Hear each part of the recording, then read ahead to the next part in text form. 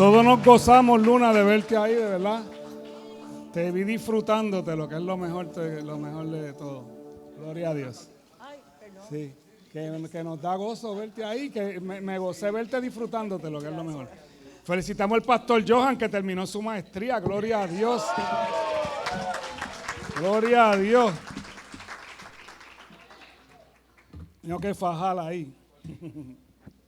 Bueno es el Señor. Chica, tengo que pasarle allá arriba, pero lo hago el domingo. En la página de la iglesia pusimos el anuncio de la actividad de Viernes Santo. ¿Okay? Generalmente, ¿verdad? Para los que no han estado un Viernes Santo aquí, nosotros hacemos siempre una obra, llevamos años haciendo una obra y hacemos 2 servicios. Uno a las 11 de la mañana, otro a las 3 de la tarde. Ya lo hacemos por Eventbrite porque para controlar, ¿verdad? Que nos vaya a venir más gente. Aquí esto se nos ha puesto a veces que cuando no hacíamos eso, mucha gente hasta allá atrás en las escaleras sentado y ustedes saben que el Viernes Santo todo el mundo se pone religioso y ese es el día que todo el mundo va a la iglesia en el año. Y pues entre a Eventbrite, hay un link en el anuncio de la página de la iglesia. Usted entre. Sí, es a las 11, pero yo fui que lo cambié. Estaba a las 11 y yo fui que lo cambié. Para que coja los boletos que necesite y entonces ya ahí nosotros vamos controlando, ¿verdad? Si se llena uno, pues entonces ya sabemos cómo va la cosa, ¿ok? El domingo vamos a poner un QR bar ahí para que usted también, si no puede entrar, pues lo tome de ahí y haga invite a alguien bien importante, a alguien que no conozca a Cristo. Invítelo. Estamos en los ensayos para la obra. Se titula ¿Por qué lo mataron? Es la pregunta que mucha gente se hace y se ha hecho durante toda la historia, ¿verdad? Pero ese día posiblemente te la contestemos. Digo posiblemente, ¿verdad? Que lo entienda la gente, es a lo que me refiero. Así que estamos en eso. Bueno, vamos a seguir entonces con Apocalipsis, con las iglesias. Ya hablamos de la iglesia de Éfeso, fue la primera. Luego la pastora Viviana el miércoles pasado tocó la de Esmirna. Y hoy es el turno de la número 3, que es la iglesia de Pérgamo. ¿Qué es lo importante de todo esto? Porque posiblemente la gente quiere entrar de lleno al Apocalipsis, a los sellos, a los caballos, pero eso viene. ¿Tú sabes qué pasa? Que hay una enseñanza tan grande en este mensaje a las iglesias. Porque este mensaje a las iglesias nos aplica a cada uno de nosotros también. Y el Señor todo lo hace como en parábola, ¿verdad? De cierta forma para que nosotros busquemos y lo podamos entender, rebuscando y rebuscando hasta que lo entendamos. Porque recuerda que para los que no creen, esto es locura. Nosotros somos unos locos para los que no creen. Ahí estoy a palo limpio con una gente en Facebook desde esta tarde que me han caído a palo porque yo puse unos libros que hay en la librería infantil de Plaza Las Américas, de San Patricio Plaza, y todavía ahora me estaba escribiendo el sobrino de Aníbal Acevedo Vila, que creo que es el dueño de la librería. Y entonces si nosotros no logramos entender la palabra, pues esta gente que tienen entenebrecido el entendimiento nos dan por locos, porque es locura. Por eso él le habló a los discípulos en parábolas. Él dice, esto lo van a entender los que yo quiera que lo entiendan. ¿Entiendes? Y el Espíritu Santo es el que te ayuda a entender todas estas cosas que el Señor pone a través de la palabra, que las pone de una manera que a simple vista no la puedes ver. Por eso yo les expliqué el primer día que cuando Juan describe a Cristo, nunca mencionó el nombre de Jesús. Dijo el alfa y el omega, el que era el que ha de venir. Da una serie de adjetivos para que tú entiendas que es Jesús del que se habla. Y entonces el Espíritu Santo es necesario para que usted entienda la Biblia. Necesario. Yo intentaba leer la Biblia antes y no entendía nada. Cuando el Espíritu Santo vino a mi vida, comencé a entenderla y comencé a interesarme más por ella también. Y entonces, toda la Biblia es importante. Toda la Biblia es importante, toda la Biblia, porque toda tiene un mensaje. Cuando usted va al Antiguo Testamento y ve los primeros 5 libros, que es lo que llamamos el Pentateuco, desde ahí está Cristo reflejado. Posiblemente antes yo no lo entendía, yo lo que veía era guerras y cosas y Moisés, pero yo no entendía. Porque inclusive el mismo Moisés anuncia a Cristo, donde dice que va a venir un profeta más grande que yo. Y se ha ido cumpliendo todo el tabernáculo es Jesús. La ley es Jesús. Y Jesús es el cumplimiento de la ley. Así que cuando nosotros vemos estos mensajes a las 7 iglesias, es un mensaje para la iglesia de hoy, para que la iglesia de hoy se ubique. Porque aunque habían muchas iglesias más en ese tiempo, el Señor se enfocó en 7 específicas en Asia. O sea, en el área de Grecia mayormente casi todas estaban bastante cerca. Y aquí la carta que le escribe el Señor a la iglesia de Pérgamo, que está en Apocalipsis capítulo 2, versículo, vamos a leer del 12 al 17. Yo lo tengo en la Nueva Traducción Viviente, usted me puede seguir en la suya. Dice: escribe esta carta al ángel de la iglesia de Pérgamo, o sea, al pastor. Este es el mensaje de aquel que tiene la espada aguda de doble filo. ¿Ve lo que le estoy diciendo? ¿Sabe? ¿Quién es el que tiene la espada aguda de doble filo? Pues Jesús. Y obviamente también no podía mencionar a Jesús porque estas cartas tenían que salir de allí y si decían Jesús, te las iban a romper. Acuérdate que el nombre de Jesús no se podía decir, igual que ahora. Este es el mensaje de aquel que tiene la espada aguda de doble filo. Yo sé que vives en la ciudad donde Satanás tiene su trono. Sin embargo, has permanecido leal a mi nombre. Te rehusaste a negarme aun cuando mi fiel testigo Antipas murió como mártir en medio de ustedes, allí en la ciudad de Satanás.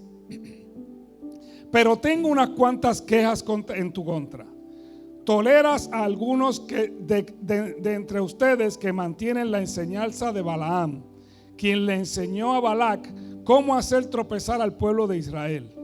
Les enseñó a pecar, incitándolos a comer alimentos ofrecidos a ídolos y a cometer pecado sexual. De modo parecido entre ustedes hay algunos nicolaitas, ¿se acuerda que le hablé de los nicolaitas en la primera iglesia? Que siguen esa misma enseñanza. Arrepiéntete de tu pecado o de lo contrario vendré a ti de repente y pelearé contra ellos con la espada de mi boca. Todo el que tenga oídos para oír debe escuchar al Espíritu y entender lo que Él dice a las iglesias. A todos los que salgan vencedores les daré del maná que ha sido escondido en el cielo. Y le daré a cada uno una piedra blanca, y en la piedra estará grabado un nombre nuevo que nadie comprende aparte de aquel que lo recibe. Añade bendición a tu santa y bendita palabra.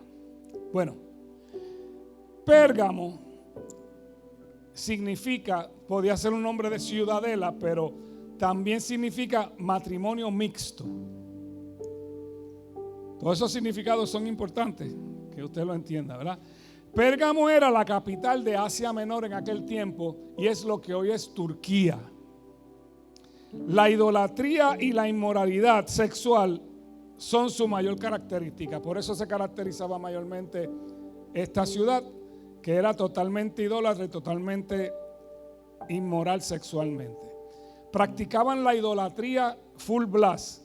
Tenían 4 sectas que competían.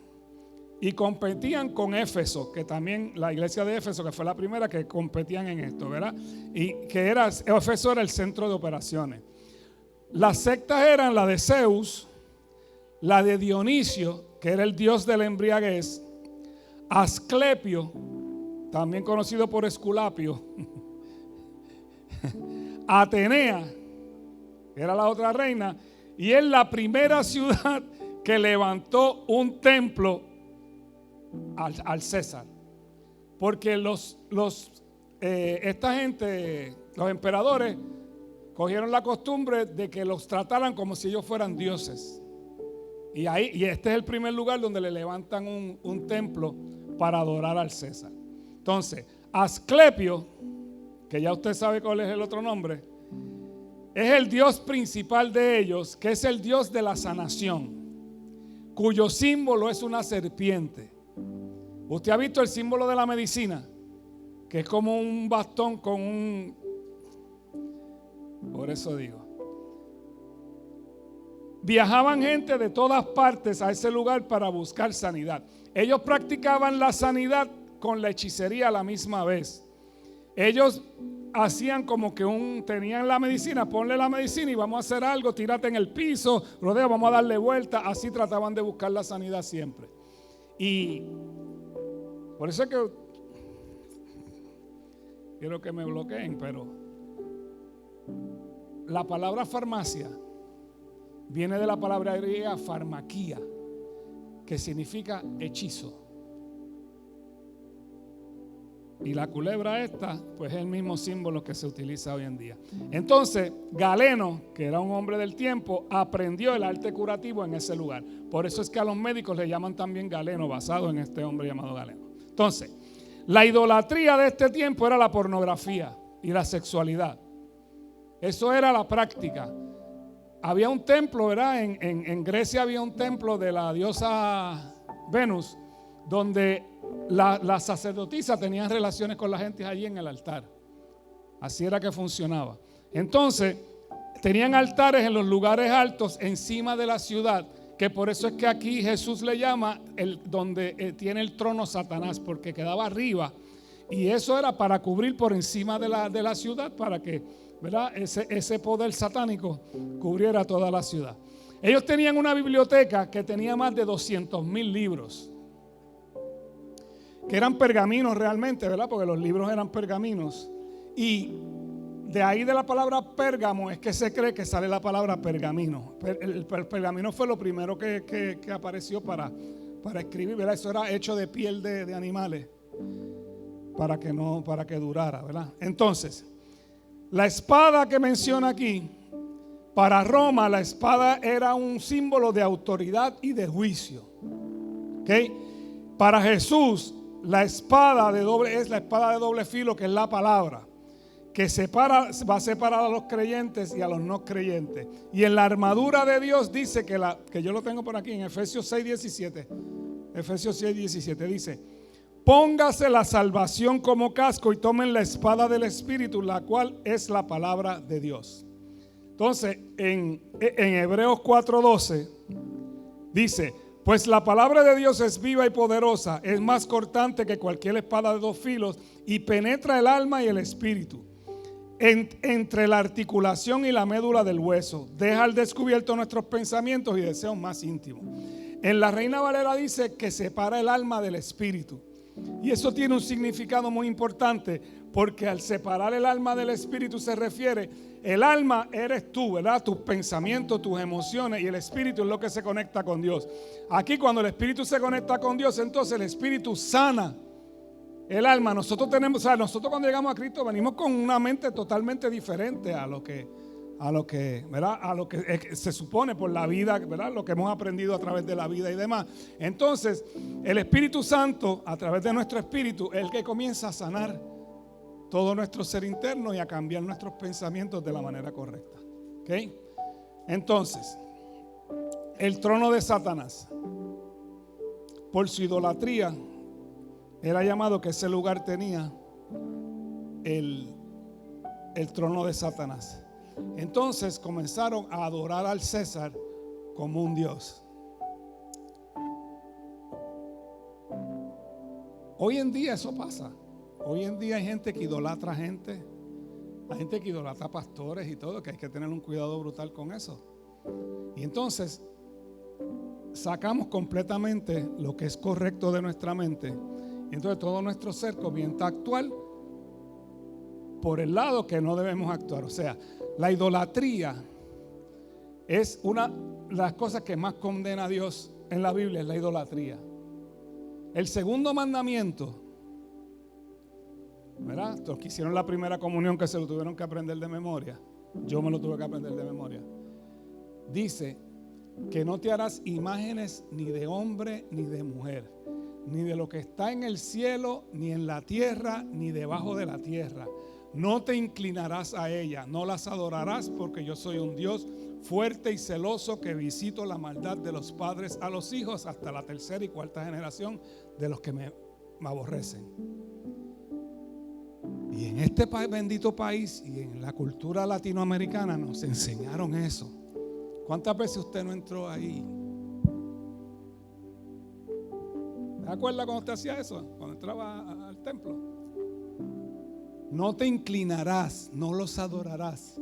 En las novelas mexicanas, ay, Visita de la Caridad, ayúdame. Sí, pero se pone peor cuando yo siga, cuando lleguemos a la bestia. Cuando lleguemos a la bestia va a haber a la que está sentada sobre la bestia de 10 cabezas. Ya verá. Pero lo importante es que nosotros entendamos, hermano, que Dios aborrece esto. O sea, esta iglesia, Dios le dice, qué bueno que guardaste esto y guardaste esto, que a pesar, que no me quiero adelantar, a pesar de que vives donde vive Satanás, donde opera Satanás, sigue firme. Nosotros estamos en un tiempo así ahora mismo, en un mundo que está tan loco y alejando a la gente de Dios. Bueno, yo te estoy diciendo, a mí me cayeron encima porque yo puse esos 2 libros ahí. Y la gente, me dijeron de todo. Entre a la conversación para que la vean.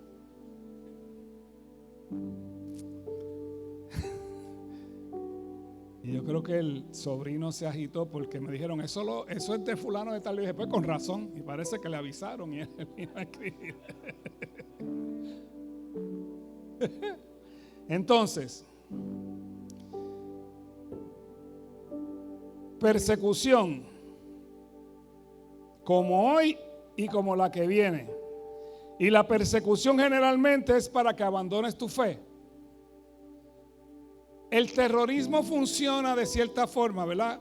Igual que son los gánster, y matan a cualquiera por cualquier cosa, ¿verdad? ¿Por qué? Porque eso da miedo y entonces tú te achantas porque tú dices, pues yo no quiero que me maten a mí también. Así es que funciona el terrorismo. Y hoy, ser cristiano hoy en día, y estamos viviendo en un tiempo donde el Dios de este siglo, que se llama Satanás, opera y tiene autoridad en la tierra. A él se le permitió tener la autoridad porque nosotros desechamos en el huerto del Edén, Adán y Eva desecharon la autoridad y él la agarró. Y aunque Jesús dijo, toda autoridad me es dada en el cielo y en la tierra, todavía él está operando. Y va a operar cuando venga el anticristo. Él va a operar y va a hacer milagros y van a pasar cosas cuando él esté, porque se le va a permitir. Y así mismo dice Apocalipsis, se le permitió hacer. Porque la iglesia tiene que tener un proceso para poder ser levantada. En el tiempo, ¿verdad? En la cultura hebrea, la novia la preparaban con un tiempo. Eso llevaba, muchachos, un tiempo larguísimo. La boda duraba una semana. ¿Por qué? Y nosotros estamos en ese proceso antes de la boda. Antes de la boda estamos en ese proceso. En este tiempo, en este lugar, el gobierno apoyaba la persecución. Como hoy. Como es en China. En China el gobierno es quien persigue la iglesia.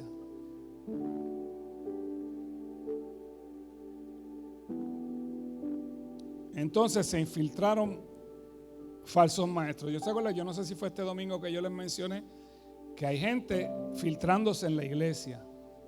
Y están ocurriendo cosas dentro de la iglesia porque hay gente infiltrándose dentro de la iglesia. Entonces, si tú te imaginas cómo podríamos vivir allí, cómo criar a nuestros hijos en un ambiente como ese, cuán difícil sería, tal y como lo estamos viviendo nosotros aquí. Entonces dice, déjame buscarlo otra vez, donde dice: te rehusaste a negarme aun cuando mi fiel testigo Antipas murió como mártir en medio de ustedes allí en la ciudad de Satanás. Antipas, encontré varias cosas, ¿verdad? Porque la Biblia no tiene ninguna, no especifica, simplemente eso está en los libros de la historia de la iglesia, donde Antipas aparece como ser un esclavo. En la Biblia de John MacArthur dice que él era el pastor de la iglesia, pero yo no creo que sea el pastor de la iglesia porque dice, lo hubiera dicho, y le está dirigiendo la carta al pastor de la iglesia. Antipas era un esclavo que cuidaba la iglesia.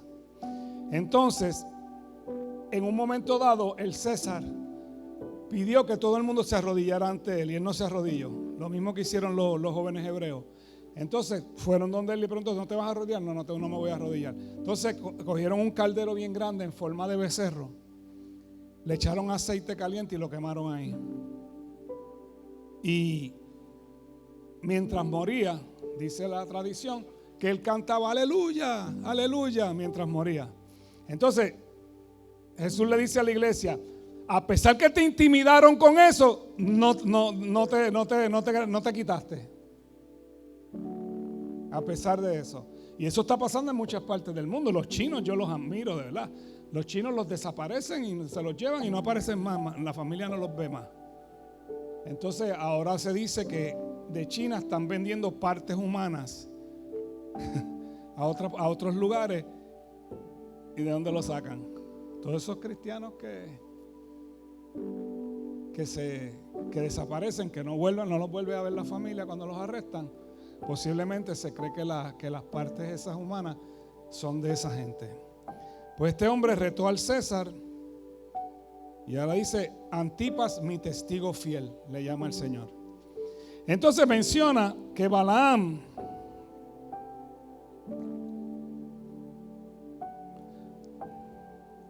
déjame buscarte aquí donde está lo de Balaam. Pero tengo unas cuantas quejas en tu contra. Toleras a algunos de entre ustedes que mantienen la enseñanza de Balaam, quien enseñó a Balac cómo hacer tropezar al pueblo de Israel. Le enseñó a pecar, incitándolos a comer alimentos ofrecidos a los dioses y a cometer pecado sexual.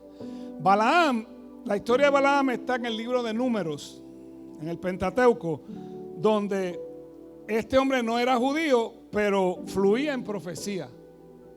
Entonces, el rey de Moab, que era Balac, lo llama y le dice: mira, Balaam, tengo un problema aquí serio. Hay un pueblo ahí que está bien grande y he escuchado, acuérdate, ya todo el mundo sabía que se había abierto el mar rojo, que caía maná del cielo, que vencían a sus enemigos. Dice: y me preocupa esta gente, necesito que los maldigas. Y Balaam rápido dijo: ¿cuánto hay? Y le ofrecieron dinero. Entonces, cuando Balaam se va a dirigir hacia Israel, él coge su un burrito, y lo carga y va. Entonces, en un momento dado, dice que se aparece el ángel del Señor, que es Jesús, y desenvaina una espada, que quien lo ve solamente es el burro. A veces el burro ve más que Acuérdate que los animales fueron los únicos que entraron en el arca. Acuérdate de eso siempre. Entonces, Balaam estaba jalando el burro, y el burro no se quería mover porque está viendo. Entonces le entra golpe, Balaam le entra golpes al burro. Lo voy a cortar, ¿verdad? La historia. Hasta que entonces el burro le habla. Dios permite que el burro habla y le dice: mira, ¿sabes? Dios no quiere que vayamos para allá y ahí está este hombre ahí al frente. Entonces Dios permite, le abre los ojos a Balaam y él logra ver al ángel de Dios con la espada. Entonces Dios lo llama a hablar y le dice: no hagas eso. tú no puedes maldecir a mi pueblo, porque quien único puede maldecirle al pueblo es Dios, no es más nadie. Por eso usted no puede tener miedo que le echaron un fufú, que le hicieron un trabajo. Usted no puede. Si usted está haciendo las cosas correctamente, si usted está haciendo la cosa correctamente, usted no tiene de qué temer. Pero en este tiempo el pueblo de Israel estaba comportándose de la manera correcta. Y Dios le dice no. Entonces vuelve donde Balac. Y le dice, Balac, Dios no quiere. No, pero es que tienes que ayudarme. Y le ofrece más dinero todavía. Y vuelve Dios y lo cita para hablar. Dios habló con él 3 veces. Hasta que le dice que no y se va. Pero entonces cuando vas al capítulo 31, esto ocurre en el capítulo 12 o 13 más o menos, lo de Números. Pues el capítulo 31 de Números dice que lo convencieron de hacerlo de otra forma. Por eso es que aquí tú ves que dice: toleras a algunos de entre ustedes que mantienen la enseñanza de Balaam, quien le enseñó a Balac cómo hacer tropezar al pueblo de Israel. Pues él fue donde Balac le dijo: Balac, tengo la idea, búscate mujeres y las más lindas, llévaselas para que forniquen los hombres de Israel. Y así pasó.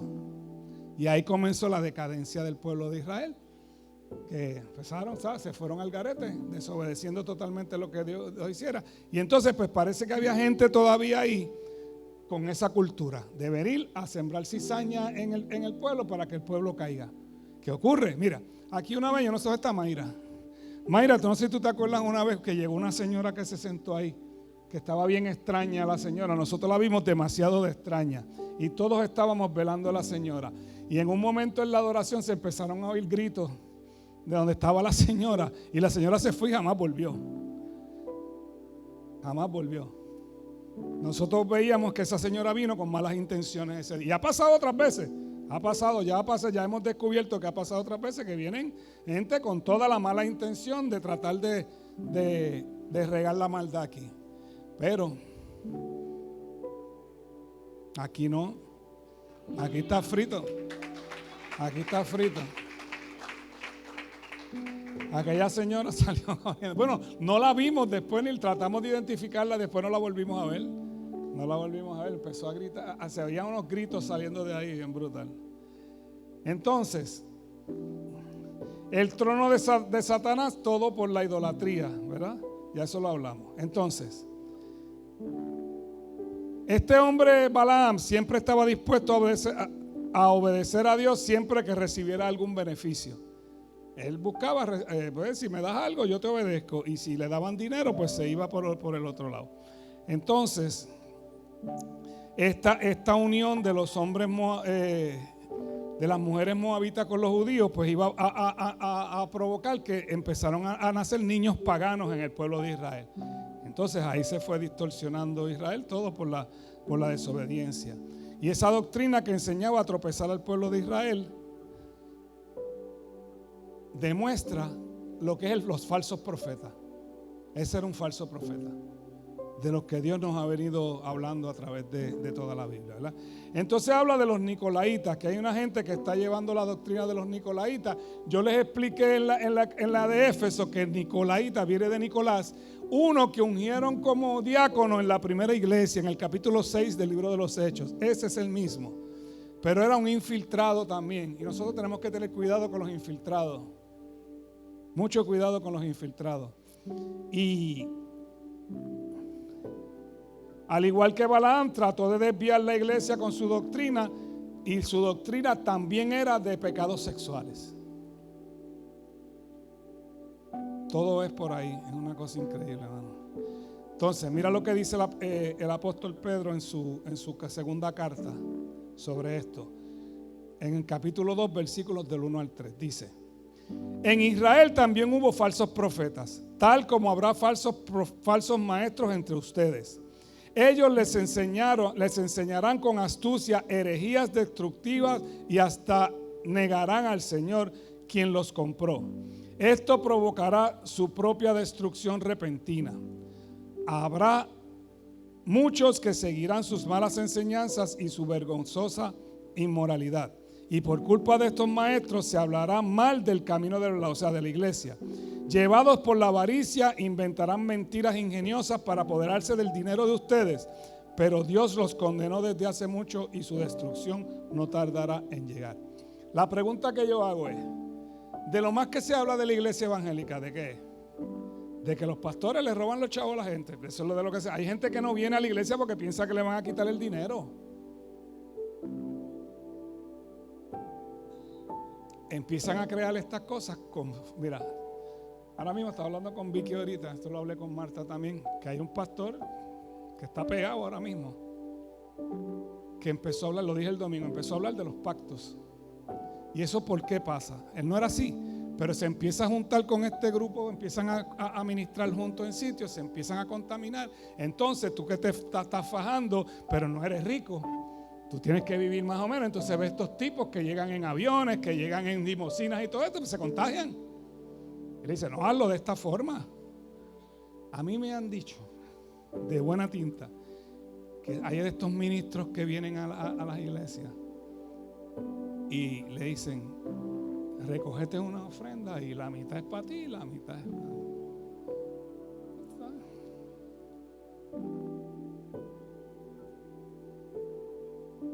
Entonces te dice, el cheque se escribe, 1000 se escribe M-I-L. Yo sé, yo he vivido eso. Yo viví eso bastante. Y tenemos que tener mucho cuidado, que esas malas mañas no se nos peguen. No se nos peguen. Y que llega alguien alrededor que está escuchando a aquel pastor y está escuchando a aquel ministro. Entonces de momento, mira, había un hombre que yo seguía mucho, que tenía un programa en la cadena del milagro, que es de escatología, que es de esto, del estudio de la ¿verdad? Del fin de los tiempos. Yo lo grababa cuando no podía verlo. Él tenía programa todos los días en la cadena del milagro a diferentes horarios. Ahora dice que Jesús no es Dios. ¿Sabe qué pasó de momento? Sí, posiblemente ustedes saben quién es. Entonces, si yo no estoy despierto, porque confío en lo que el hombre dice de momento, porque entonces te duermen, ¿verdad? Y de momento, ¡pam!, te agarran, te cogen dormido. Entonces, yo empiezo a decir que Jesús no es Dios. Porque el que está en la de la paternidad también dice lo mismo, que Jesús no es Dios, que es su hermano. Es una cosa increíble, hermano. Digo, y puede ser su hermano también, pero no deja de ser Dios. Números 31, del 14 en adelante. Mira, aquí está la porción que les hablé ahorita. Pero Moisés se enfureció con los generales y los capitanes, porque mira lo que hay que hacer. Pero Moisés se enfureció con los generales y los capitanes que volvieron de la batalla, porque dejaron con vida a las mujeres. Les reclamó, precisamente son ellas las que, siguiendo el consejo de Balaam, incitaron al pueblo de Israel a rebelarse contra el Señor en el monte Peor. Son ellas las que causaron la plaga que hirió al pueblo del Señor. Así que maten a todos los niños varones y a todas las mujeres que hayan tenido relaciones sexuales. Las que mandó Balaam. Dice, porque lo que te está diciendo, lo que dice el Señor, estás permitiendo eso en la iglesia, estás permitiendo a los nicolaitas y estás permitiendo la doctrina de Balaam. Tienes que sacarlos. No se puede permitir. Por eso usted, si en algún ministerio o algo, usted ve algo raro, usted tiene que venir y decírmelo. Y rápido actuamos, porque nosotros no vamos a permitir aquí lo que no es de Dios. Lo que no es de Dios no va aquí, o sea, no hay manera. Y si soy yo, usted viene y me reprende a mí en confianza. El día que usted me vea a mí predicando algo incorrecto, usted tiene autorización para irse. Lo bendigo. Él llama arrepiéntete, le dice a la iglesia. Eso es metanoia. Cambiar de pensar, cambiar de dirección. Le está diciendo a la iglesia, estás por aquí, has resistido, está chéverito, pero tengo algo contra ti. ¿Estás permitiendo esto? Tú no puedes permitir esto en mi casa. No puedes permitirlo. Entonces, lo que se refiere es que no podemos tolerar el pecado. Entonces habla que te daré del maná escondido. El maná conocido es el que se dio en el desierto. ¿A qué se refiere el maná? No hay nada que diga. Bueno, yo no encontré nada.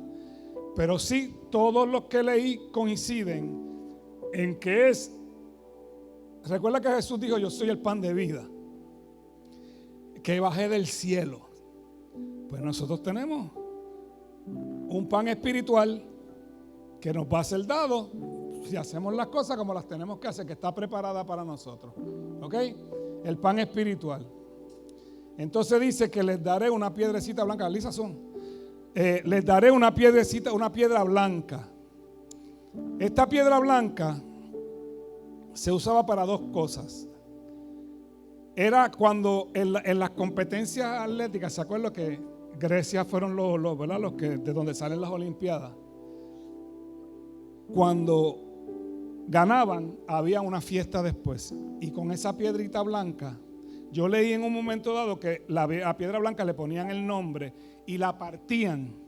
Entonces te daban la mitad y la otra mitad se la llevaban, y cuando tú ibas a la actividad cogían la piedra y la juntaban a ver si era la misma que se había partido, y entonces tú podías entrar. Pero también cuando una persona era juzgada en un tribunal, cuando salía inocente le daban la piedrita blanca, cuando era culpable tenía la piedrita negra. Pues la piedrita blanca significaba: soy inocente. Ok, podemos usar las dos cosas. Estás invitada a las fiestas, a las bodas del Cordero, y también fuiste justificado, ya fuiste liberado, fuiste perdonado y ahora tienes una nueva vida. Ok, y entonces podemos entender que esta iglesia de Pérgamo tampoco es la iglesia del arrebatamiento. Es que no es esta, yo se la voy a, en su momento la van a oír.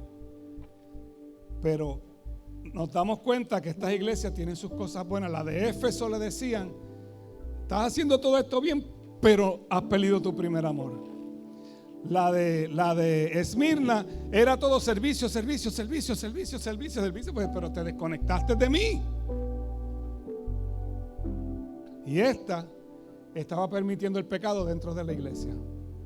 Eso es fatal. Eso es fatal. Así que nosotros vamos a entender que como iglesia y como personas, nosotros no podemos permitir.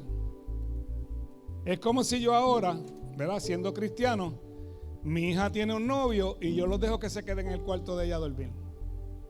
Mira qué lindo yo estaría actuando. Estoy permitiendo el pecado en mi casa. En mi casa yo no puedo permitir el pecado. Yo no puedo permitir el pecado. En la iglesia tampoco. Y yo en mi vida personal no lo puedo permitir tampoco. Por eso es que él puede tener algo. Tengo algo. Estás permitiendo esto en tu vida. Los varones, si hay alguien coqueteándote y permites el coqueteo, tienes que tener cuidado. Digo, y la mujer igual.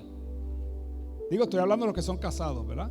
Si estás soltero, coqueteo hasta cierto punto, ¿verdad? Hay que tirar las rayas. Porque los que están solteros, ¿sabes qué? Yo me imagino que no debe ser fácil, ¿verdad? Y más si, ¿verdad? Antes pues pensabas y actuabas diferente. Hoy mantener es difícil, ¿verdad? Me imagino que sea difícil. Yo, gracias a Dios, pues tengo esposa. Pero nosotros no podemos desesperarnos por una pareja, porque puedes hacer todos los intentos que tú quieras, pero Dios tiene una persona separada para ti y te la va a entregar cuando estés lista para recibirla. Entonces los quieren buscar del mundo y que ellos los convierten y que no.